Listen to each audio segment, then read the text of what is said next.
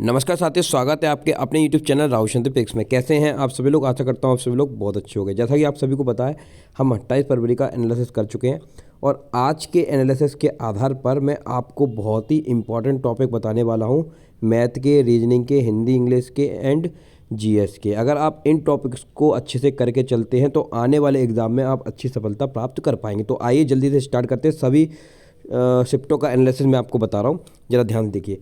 सबसे पहले हम बात कर लेते हैं, इसमें रीजनिंग की बात कर लेते हैं। चलिए रीजनिंग को ले लेते हैं।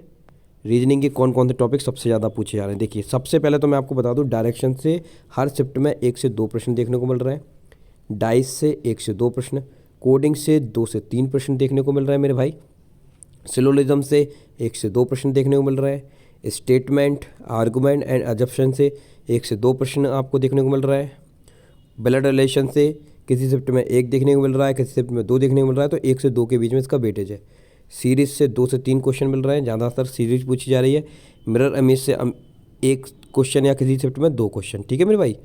चलो नेक्स्ट बात करते हैं, पेपर कटिंग एंड फोल्डिंग से 1 से 2 प्रश्न पूछे जा रहे हैं और सबसे ज़्यादा वेटेज आपको दिखा दूँ मैं आपको किस चीज़ का आ रहा है।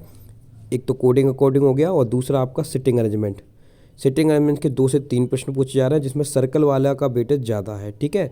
और time sequence, number and ranking, इनसे भी आपके 1 से 2 प्रश्न पूछे जा रहे हैं। तो ये रीजनिंग के वो खास टॉपिक है, इनको आप बहुत अच्छे से कर लेते हो, डेफिनेटली आपको कोई भी रीजनिंग में स्कोर करने से नहीं रोक सकता अगर आप इनको पहले करके जाते हो। ठीक है। चलिए अब आगे बढ़ते हैं। आइए दोस्तों, अब हम बात करते हैं मैथमेटिक्स। तो मैथमेटिक्स में से आज की शिफ्ट में देखा जाए तो परसेंटेज का मोलवाल ज़्यादा रहा है, 3 से 4 क्वेश्चन देखने को मिले हैं। परसेंटेज जो है वो आपका प्रॉफिट एंड लॉस से मिलता हुआ टॉपिक है, मतलब प्रॉफिट एंड लॉस में ही परसेंटेज छुपा हुआ होता है।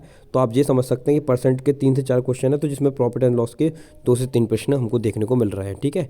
दोनों ही टॉपिक काफ़ी इंपॉर्टेंट है।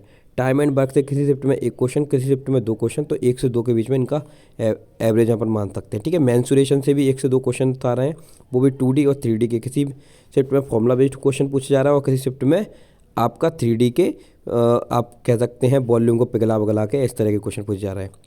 टाइम एंड डिस्टेंस से 1 से 2 क्वेश्चन हमको देखने को मिल रहा है। रेशियो एंड प्रोपोर्शन से 1 से 2 क्वेश्चन हमको देखने को मिल रहा है और सिंप्लीफिकेशन से वेटेज ज़्यादा है, 2 से 3 क्वेश्चन देखने को मिल रहा है। तो ये मैथ के वो टॉपिक हैं जिनसे सबसे ज़्यादा परीक्षा में प्रश्न पूछे जा रहे हैं। कुछ करें या ना करें, इन टॉपिक्स को जरूर पढ़ के जाएँ पहले। अब हम थोड़ी देर में बात करते हैं नेक्स्ट टॉपिक की। चलिए 1 सेकंड रुकिए जरा। चलिए बच्चों, अब हम बात करते हैं हिंदी की।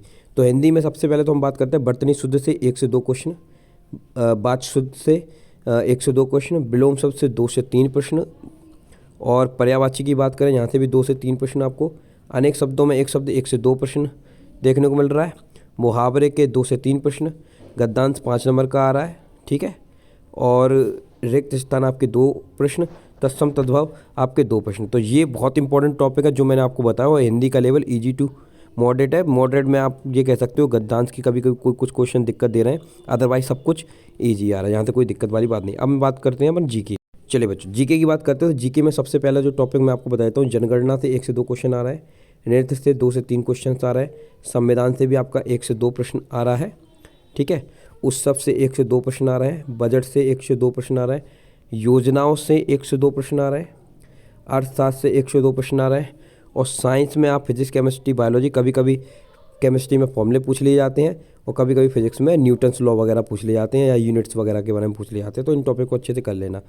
ठीक है। बायोलॉजी में से आपका जहाँ तक अगर देखा जाए तो प्लांट वगैरह, कोशिका, ब्लड, DNA, RNA वगैरह, इनके बारे में अच्छे से पढ़ लेना। ठीक है। और केमिस्ट्री में फॉर्मूले अच्छे से पढ़ लेना और फिजिक्स में न्यूटन्स लॉ के बारे में पढ़ लेना और यूनिट्स के बारे में पढ़ लेना, जिनसे ज़्यादातर क्वेश्चन बढ़ रहे हैं। ठीक है। और खेल से 1 से 2 प्रश्न आ रहा है। तो आज की इस वीडियो में मैंने आपको पूरे शिफ्टों में पूछे गए अभी तक सबसे ज़्यादा महत्वपूर्ण टॉपिक्स के बारे में इन्फॉर्मेशन दे दी है। ठीक है। और अगर वीडियो पसंद आए तो वीडियो को लाइक करके दिल से चैनल को सब्सक्राइब कर लेना। और कल हम फिर से सेंटर पर जाएंगे और संपूर्ण एनालिसिस आपके सामने करेंगे। आज की वीडियो में इतना ही। यदि वीडियो पसंद आए तो वीडियो को लाइक करके, चैनल को सब्सक्राइब करके सभी को शेयर जरूर कर दें। Thank you.